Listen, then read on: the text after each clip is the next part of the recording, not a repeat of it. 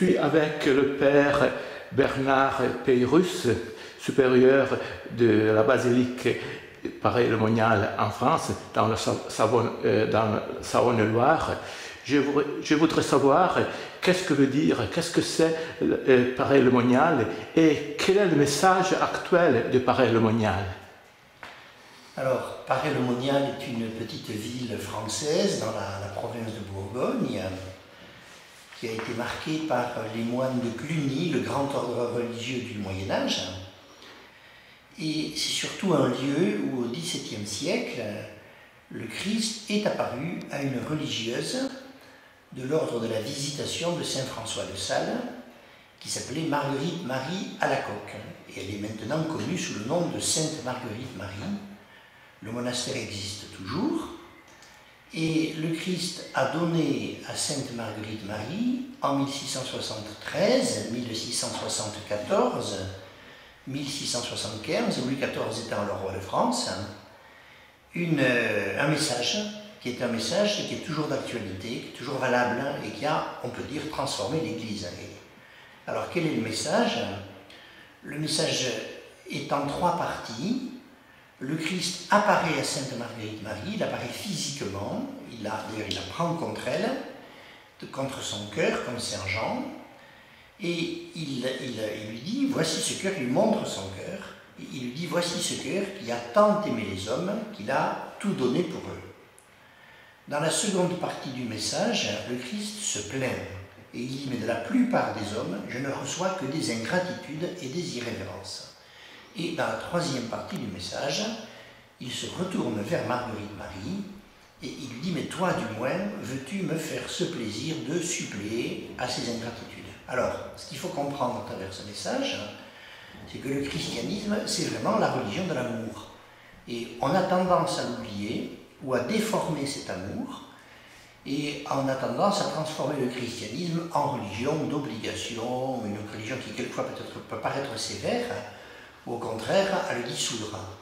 Mais le Christ, c'est l'amour même, Dieu est amour, il est venu sur la terre par amour, l'incarnation est un acte d'amour, et c'est très important de comprendre que le christianisme, donc, c'est la religion de l'amour que nous devons accepter. Dès qu'on sort de la perspective de l'amour, on n'est plus chrétien, en tout cas on s'éloigne du cœur de la foi.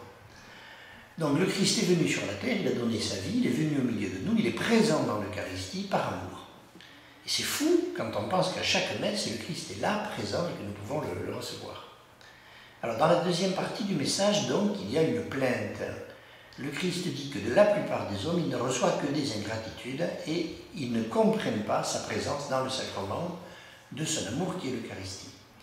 Et donc ce que le Christ demande, c'est un retour d'amour, ce qu'on appelle une rédamatio, autrement dit, l'amour, comme disaient des saints comme Catherine de Sienne, l'amour n'est pas aimé, l'amour n'est pas aimé. Dieu aime et il ne reçoit pas en retour cet amour des hommes.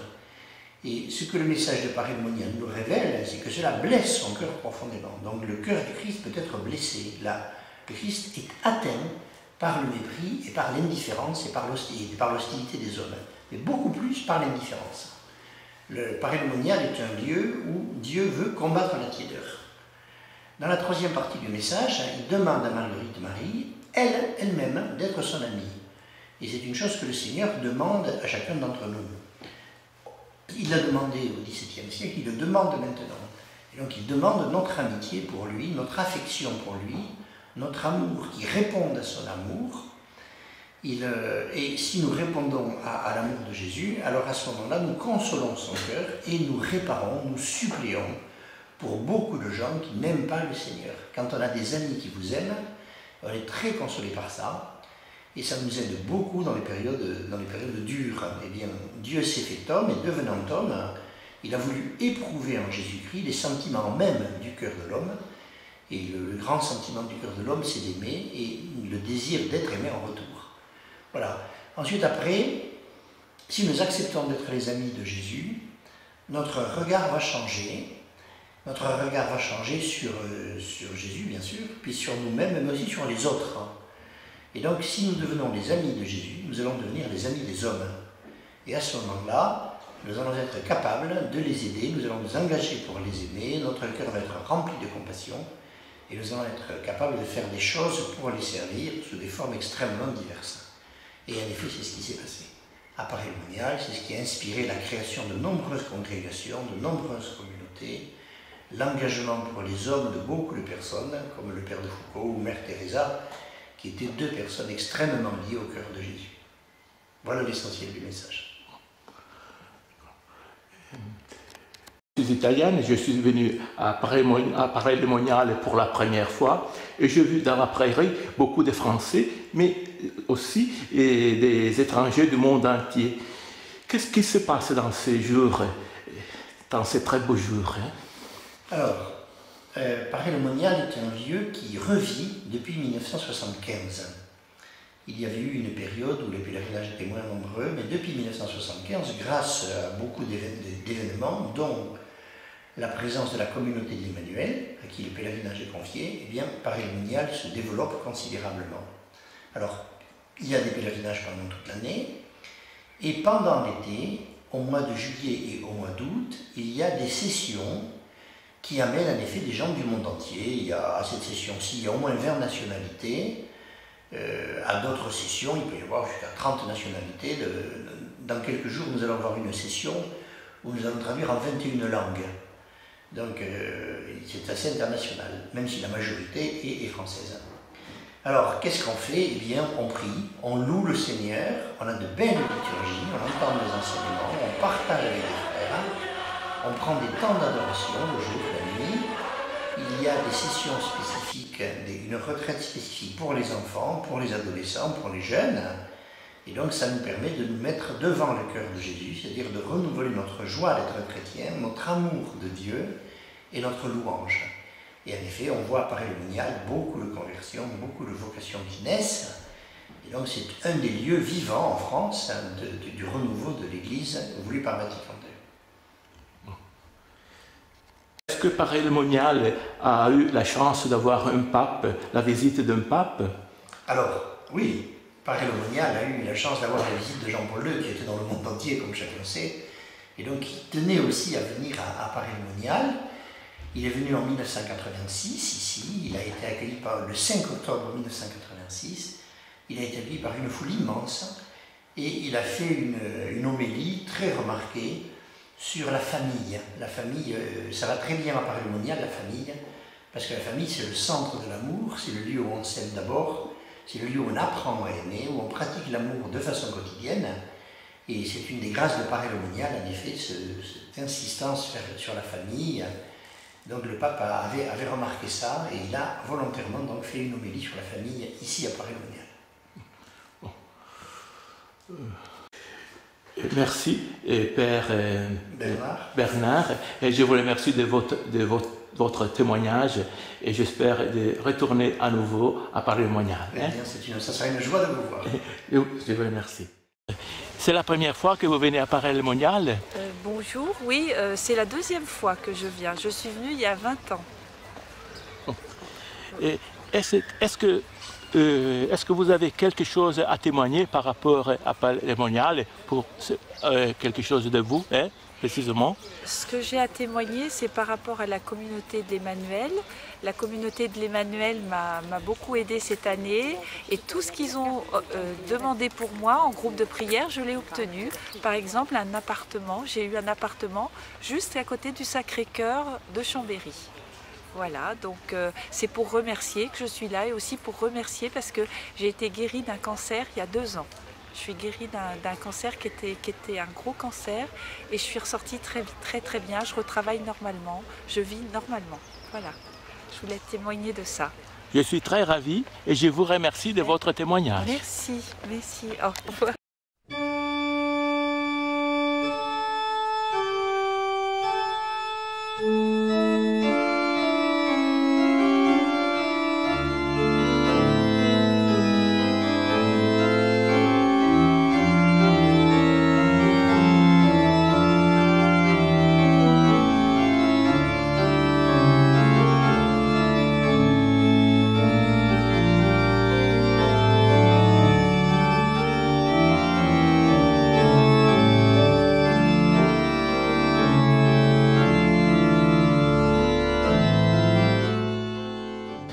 première fois que vous venez ici à Paray-le-Monial.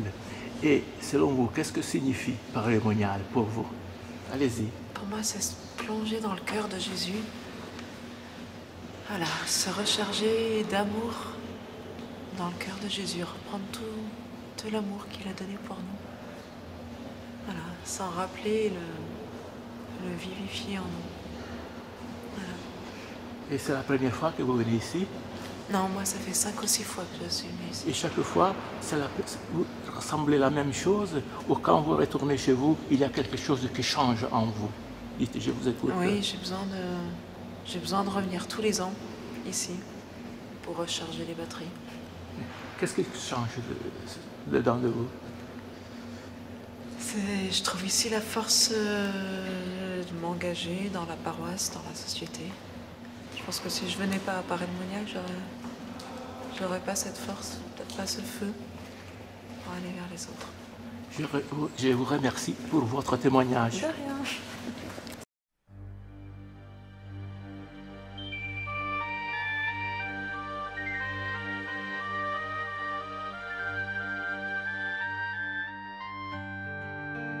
Vivre d'amour, c'est vivre de ta vie, roi glorieux, délice des élus.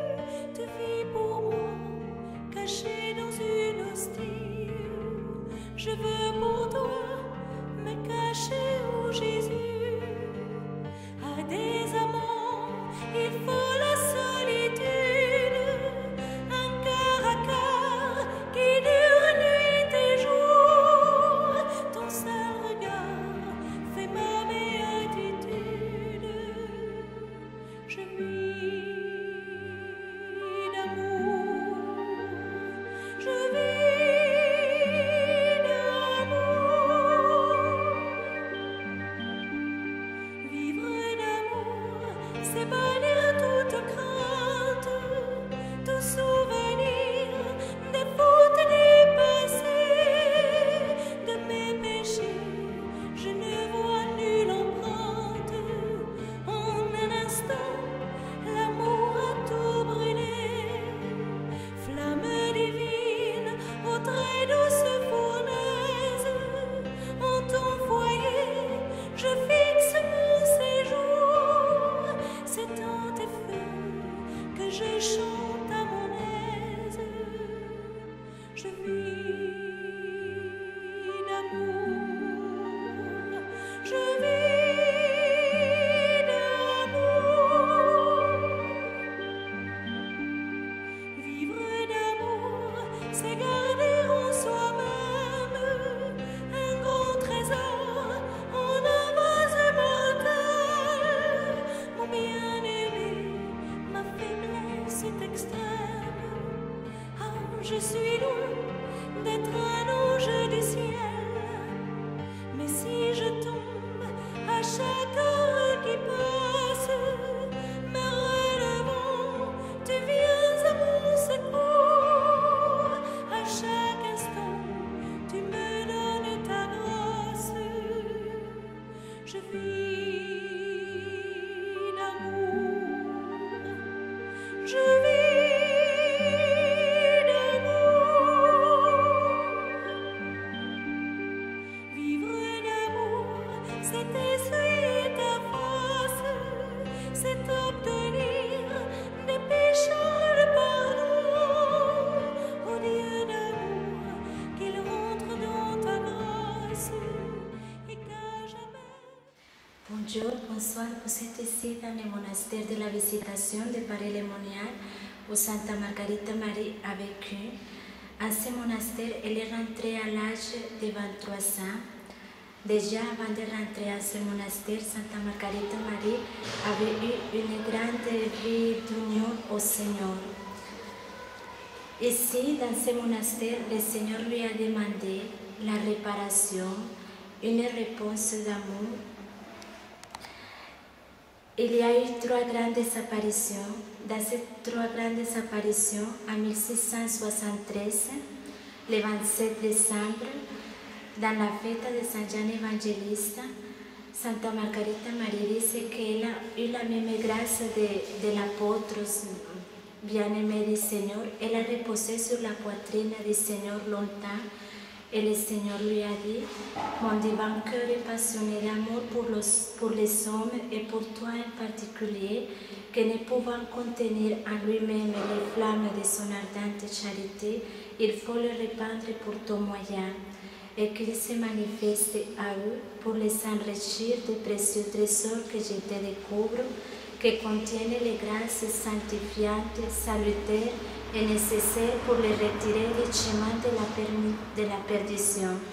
Dans cette vision, dans cette manifestation, le Seigneur nous a montré son amour appassionné pour chacun de nous et bien sûr a choisi Santa Margarita Marie comme un moyen pour transmettre cet amour que le Seigneur peut déborder dans notre cœur. La deuxième grande apparition en 1674, un premier vendredi du mois, ici dans la fresque de la chapelle, on l'a représenté, Santa Margarita Marie, le Seigneur se me présentait avec ses cinq plaies comme cinq soleils.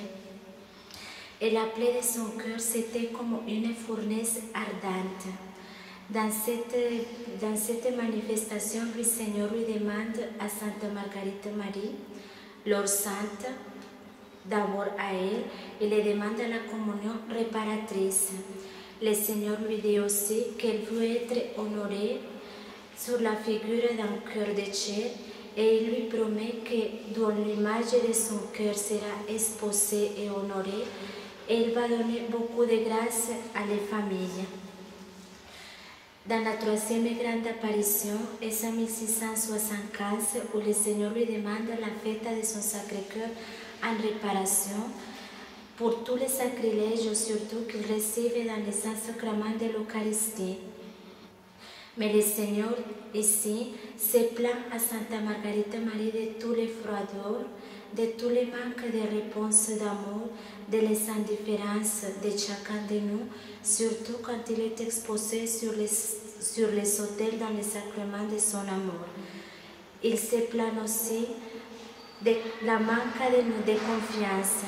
Et il faudrait que nous, il demande aussi la réparation. La réparation, c'est comme une réponse d'amour. C'est comme rétablir ce qui a été cassé par notre péché, par notre faute, et recommencer avec un grand amour en réponse au cœur de Jésus. Il ne nous demande pas de grandes choses, il nous demande simplement que chaque jour nous lui disons, Seigneur, je t'aime de le plus profond de notre cœur et essayer par toute notre vie de répondre à cet grand amour qui brûle dans le cœur de Jésus pour nous.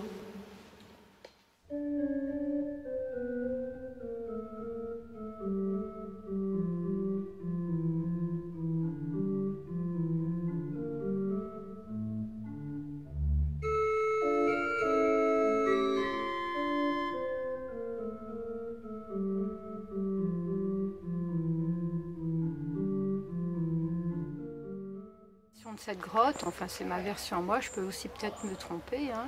Il me semble que cette grotte représente le soir à Gethsémani, lorsque Jésus se retrouvait seul et qu'il a demandé à tous ses apôtres de veiller une nuit avec lui et que ses apôtres se sont endormis. Et d'ailleurs quand ils se sont réveillés, il les a réveillés, il leur a dit mais vous n'avez même pas pu passer une heure avec moi, et il savait très bien que ça allait être sa dernière ère de liberté. Et il savait très bien tout ce qu'il allait endurer.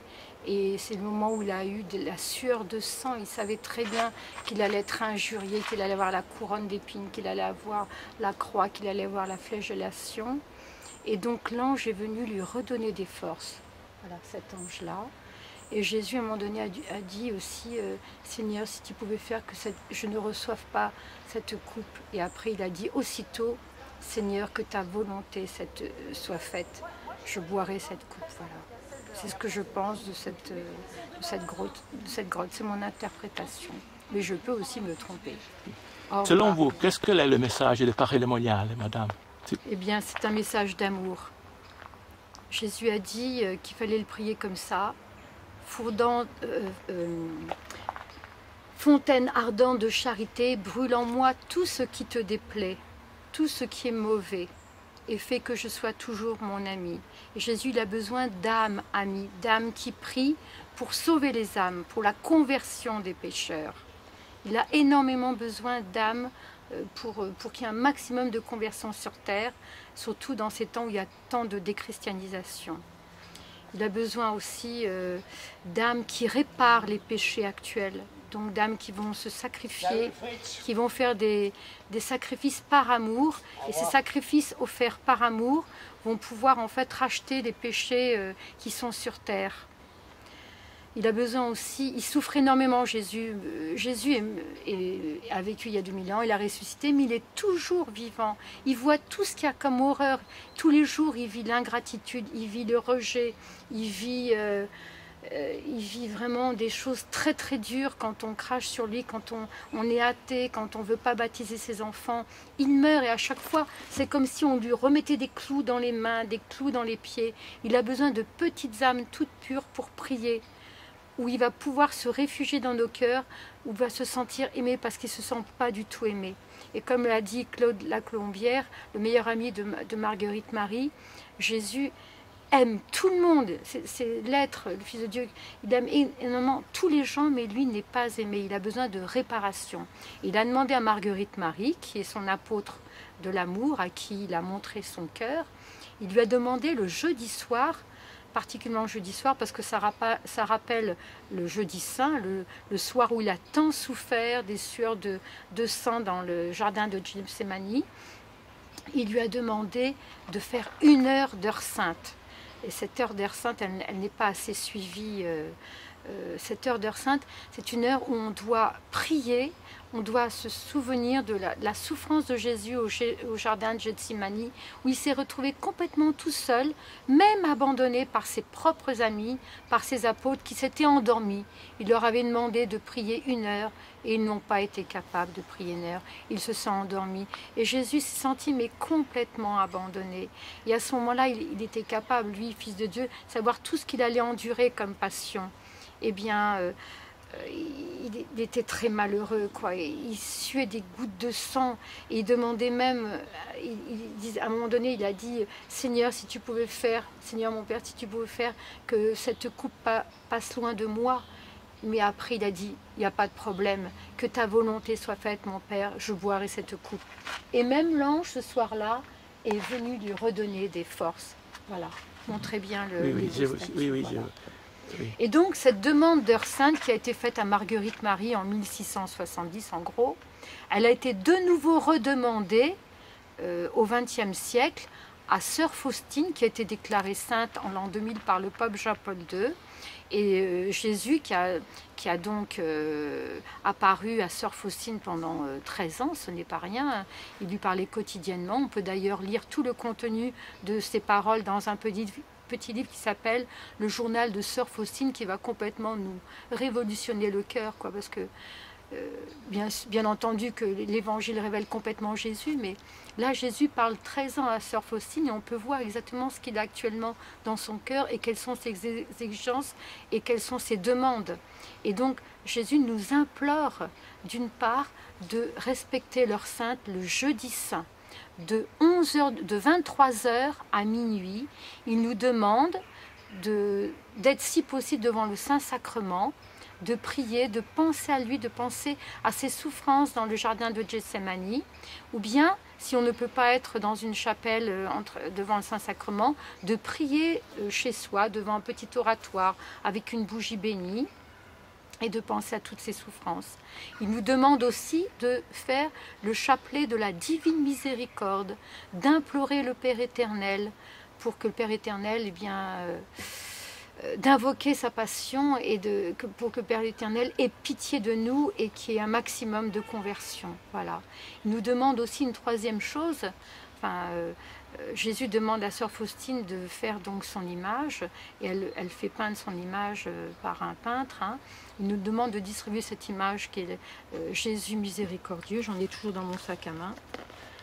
Voilà cette image-là. Il nous demande de diffuser un maximum à plein de gens, des gens chrétiens, des gens surtout non chrétiens, parce que Jésus a promis que cette image-là serait vraiment un objet de conversion et de grande grâce pour ces personnes-là. Et au moins, ces personnes-là qui auront et qui vénéreront cette image-là contourneront l'enfer. Voilà. Il a demandé aussi à Sœur Faustine, qui est le deuxième apôtre de la miséricorde, il lui a demandé de respecter le dimanche après Pâques, qui est le dimanche de la divine miséricorde. Et ce jour-là, en fait, les gens auront une indulgence plénière quand ils viendront se confesser. Voilà. Ce jour-là, c'est un jour où les grands pécheurs pourront se confesser et être entièrement pardonnés. Voilà. Il nous demande aussi de faire la neuvaine du vendredi saint au dimanche de la divine miséricorde, donc du dimanche après Pâques. Voilà, il a demandé 3 choses à Sœur Faustine. Mais le premier apôtre de la miséricorde, donc comme Jésus dit, Marguerite Marie, tu es, je ne sais plus ce qu'il dit, enfin il dit tu es l'apôtre de mon cœur, eh bien c'est la première, c'est la première à qui il a montré tout son amour, tout ce qu'il est capable de donner pour pardonner aux pauvres pécheurs, mais il nous demande aussi de le consoler, voilà, de le réparer, de réparer tout ce qu'il doit subir tous les jours. Du haut du ciel, il voit tout ce qui se passe, tous les gens qui lui tournent le dos, et c'est à chaque fois une crucifixion pour lui. Voilà. Je vous remercie de votre témoignage. C'est mon témoignage. Venez, chantons notre Dieu, lui dans les cieux.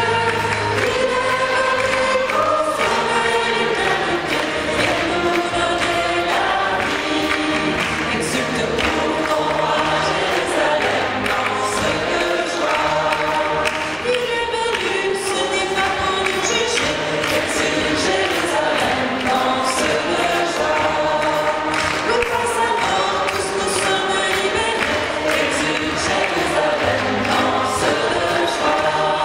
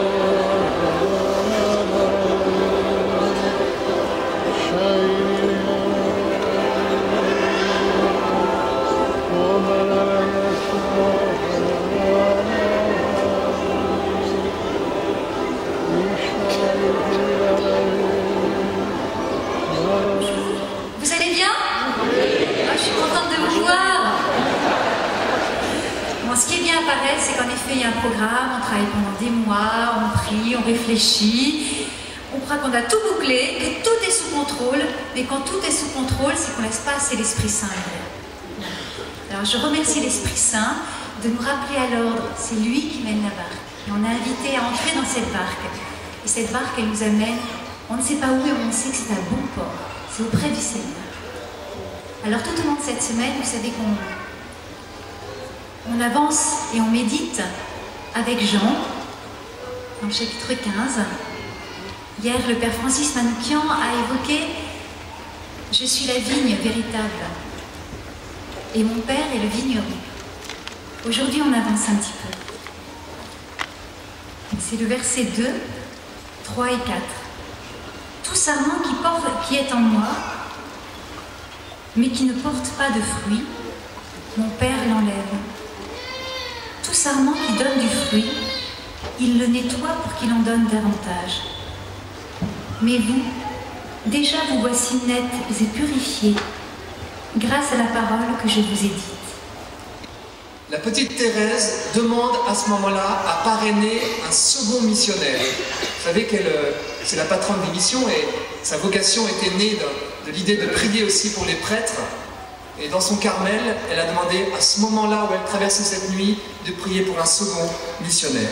C'est là aussi qu'elle a découvert, et c'est je crois la grande clé de l'enseignement, ma vocation, c'est l'amour. Voilà. Toute dépouillée de beaucoup de choses, elle s'est recentrée sur le cœur. Voilà, tout ce qui compte au fond, c'est l'amour.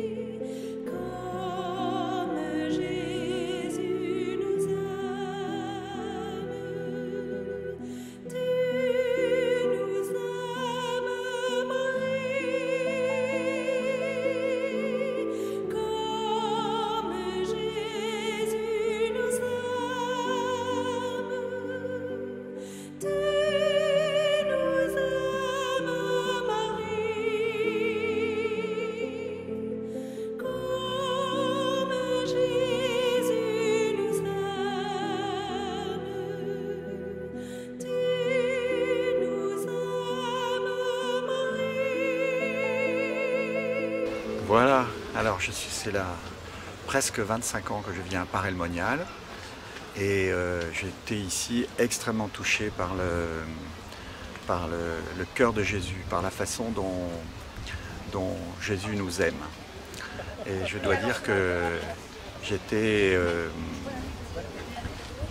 très... j'avais beaucoup de réticence au départ à venir ici. Et quand je suis arrivé, j'ai passé une très belle session. Et ce qui était extraordinaire, c'est que le Seigneur m'a rattrapé quand je suis retourné à mon travail. Et là, le Seigneur m'a fait rentrer dans une épreuve difficile, puisque quelques semaines après cette session à Paray-le-Monial, où j'avais donc rencontré le cœur de Jésus, j'étais licencié de façon très injuste et de façon non justifiée. Voilà, c'est une grande souffrance pour moi. Voilà. Donc je me suis à ce moment-là souvenu de ce que j'avais vécu à la session. Je me suis rappelé de l'amour de Jésus pour nous. Ça m'a vraiment amené à redécouvrir l'Eucharistie, à revenir à la fréquentation de la messe presque tous les jours, autant que je le pouvais. Et puis j'ai gardé pendant plusieurs années une grande peux le dire, une grande haine pour mon patron qui m'avait injustement licencié. Et j'ai réussi justement dans cette fréquentation quotidienne de l'Eucharistie à commencer à prier pour ce patron. Et finalement, je me suis aperçu que ma haine diminuait et que j'étais prêt à lui pardonner. Ça a pris au moins 3 ans, peut-être même 4 ans. Et je ne l'ai pas rencontré pendant ces 4 ans, fort heureusement. Et puis, au bout des 4 ans, quand j'ai été prêt, en fait, une fois, je suis tombé par hasard en face de lui. Et j'ai pu directement aller le voir, lui dire Jean-Louis, ça m'a fait beaucoup mal, tu le sais, mais voilà, je t'en veux plus. C'est tout ce que j'ai dit et je ne l'ai jamais revu.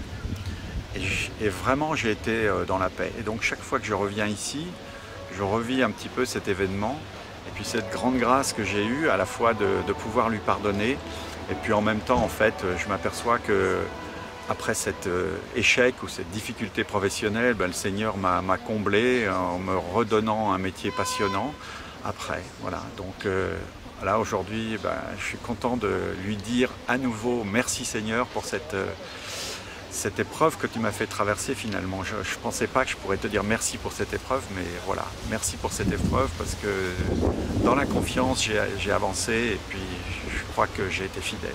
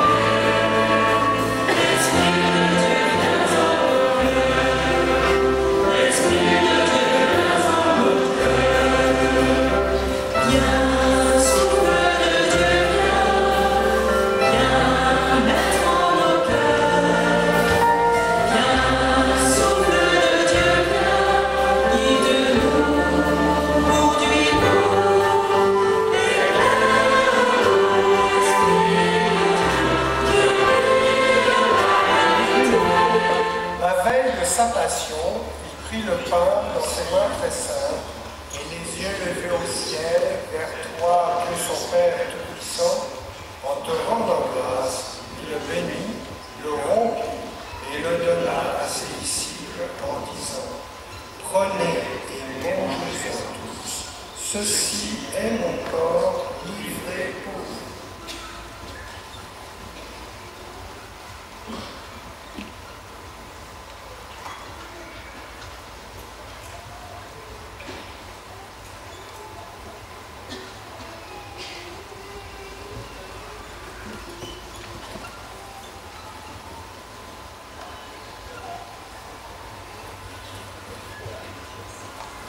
De même, à la fin du repas, il prit dans ses mains cette coupe incomparable.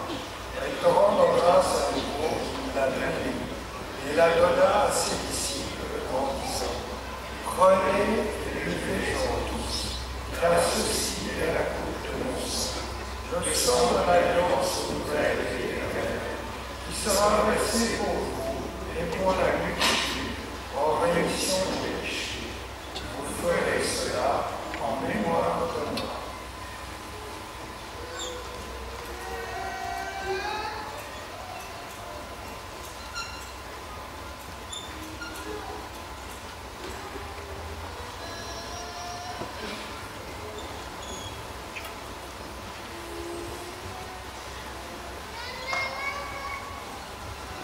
chantons et proclamons le mystère de la foi.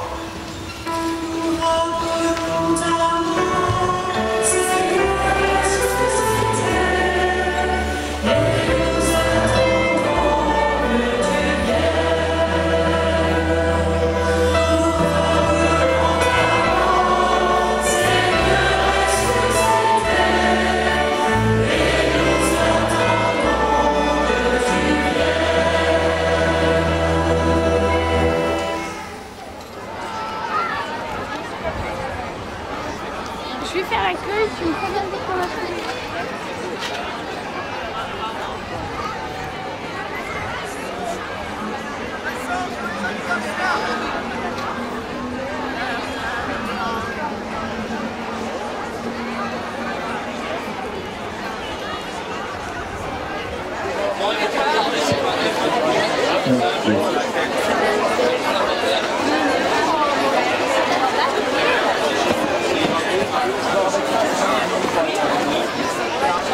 Servir à Paris, servir à Paris.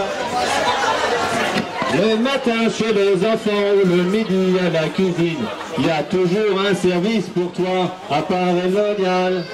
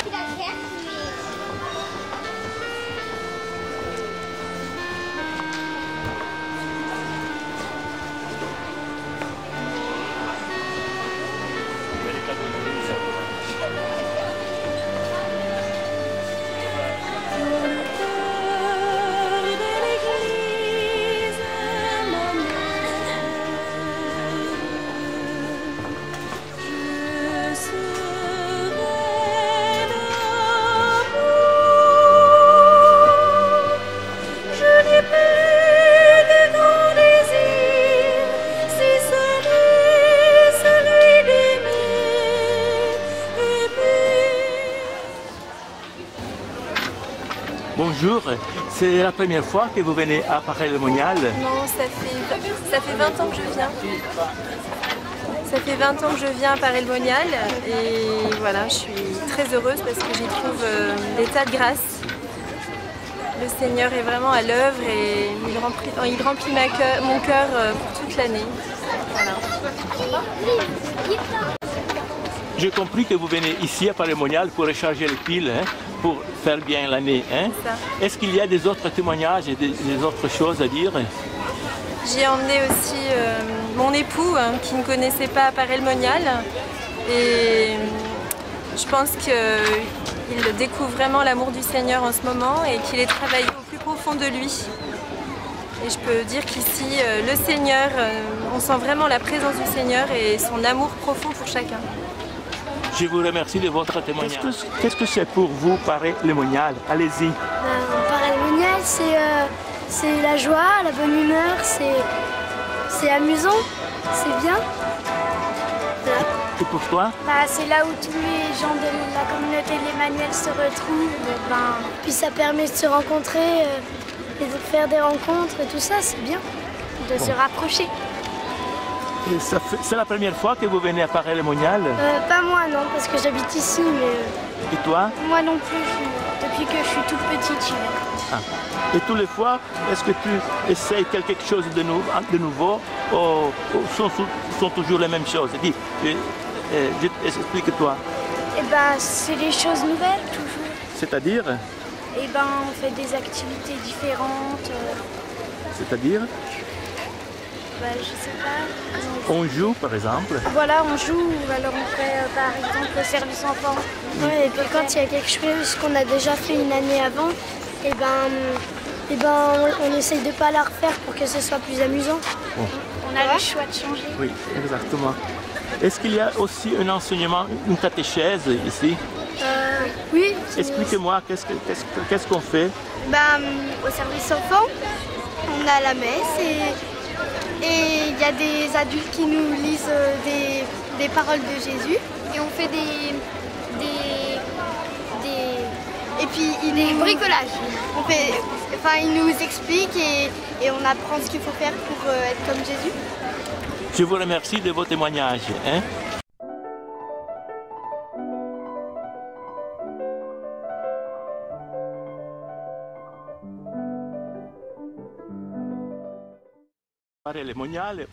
À ce couple italien provenant de la très belle Florence et représentant la communauté de l'Emmanuel italienne, je demande qu'est-ce que signifie Paray-le-Monial pour vous?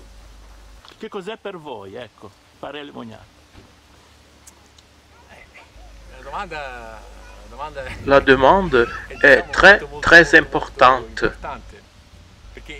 Tout à fait, nous nous proposons la même demande. Toutes les fois que nous venons ici, en découvrant toujours des choses différentes. Au point de vue historique, nous sommes venus ici il y a 30 ans. Nous avons vécu une expérience et nous avons rencontré des frères et nous avons fait entendre qu'il y avait quelque chose dans laquelle nous pouvions espérer. Et nous avons été toujours intéressés. Il faut dire que nous avons trouvé une église plus horizontale par rapport à la nôtre. C'est-à-dire, nous avons été étonnés de regarder que tous les services de la communauté de l'Emmanuel étaient faits par les sacerdoces et les séminaristes.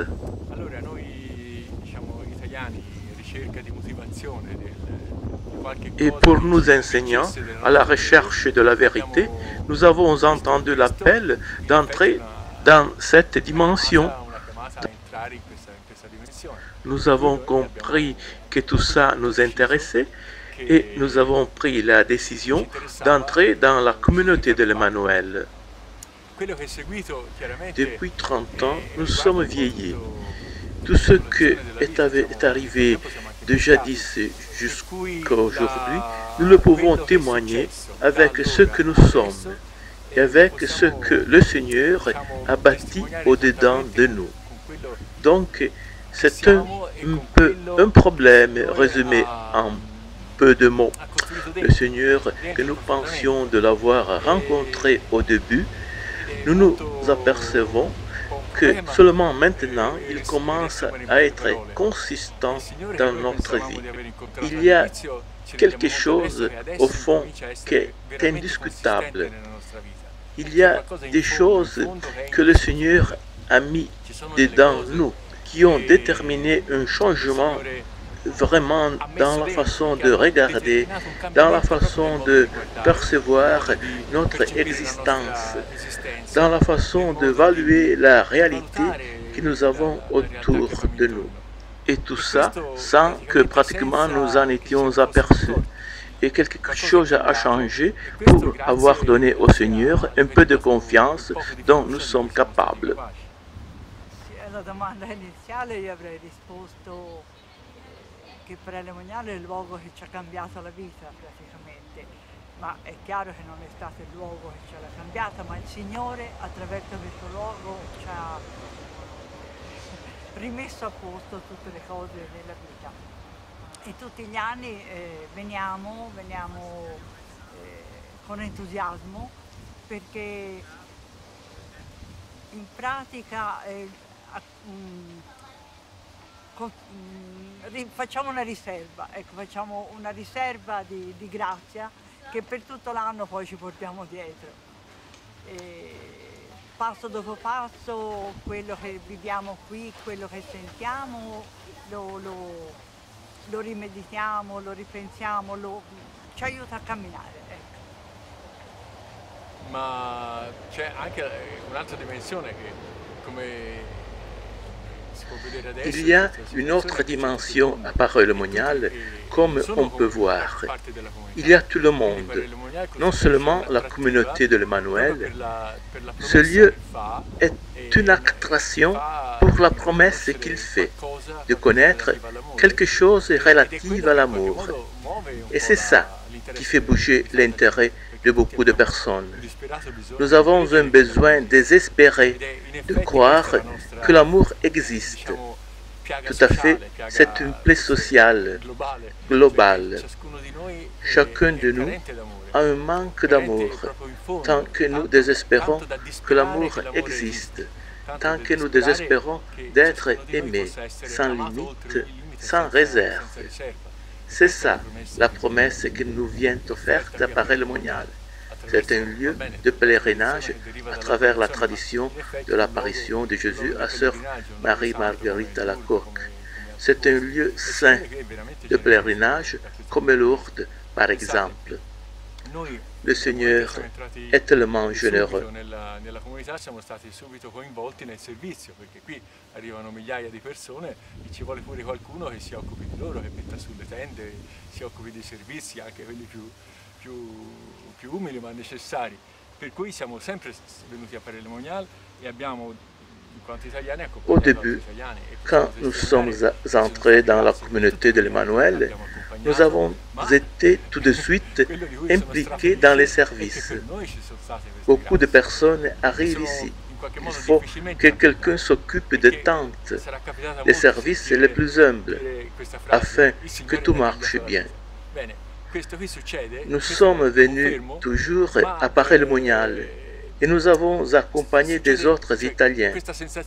Nous pouvons témoigner des grâces reçues par ceux que nous avons accompagnés. Mais aussi, pour nous, il y a eu des grâces qui sont difficiles à expliquer. On entend une phrase comme « Le Seigneur a changé ma vie ». Mais ça peut être superficiel. Mais au moment donné, quand tu rencontres quelque chose qui t'ouvre à l'espérance, tout change dans ta vie. Mais la chose la plus merveilleuse est que le Seigneur met dans nos cœurs quelque chose qui lui appartienne, la façon de penser comme lui, la manière de voir du Seigneur que nous pouvons de certaines façons percevoir. Il y a quelques flèches et ma façon de regarder les choses est changé par rapport à un événement, de la même façon que nous pouvons voir dans l'Évangile. Je ne suis pas devenu un saint, a changé ma manière de penser, donc a changé la façon de voir les choses. Il y a plus de sérénité, de paix. Quelqu'un a mis au-dedans un regard pour les personnes, pour les situations où il y a plus d'amour, il y a plus d'intérêt, comme si l'amour dont nous avons parlé, témoigné, s'enracine en nous. Et c'est lui qui travaille. On peut penser que Dieu m'aime, aime tellement la vie, aime la mienne, d'aimer tout ce que j'ai fait. Par exemple, il y a ici milliers d'enfants, et en les regardant, je suis très ravi.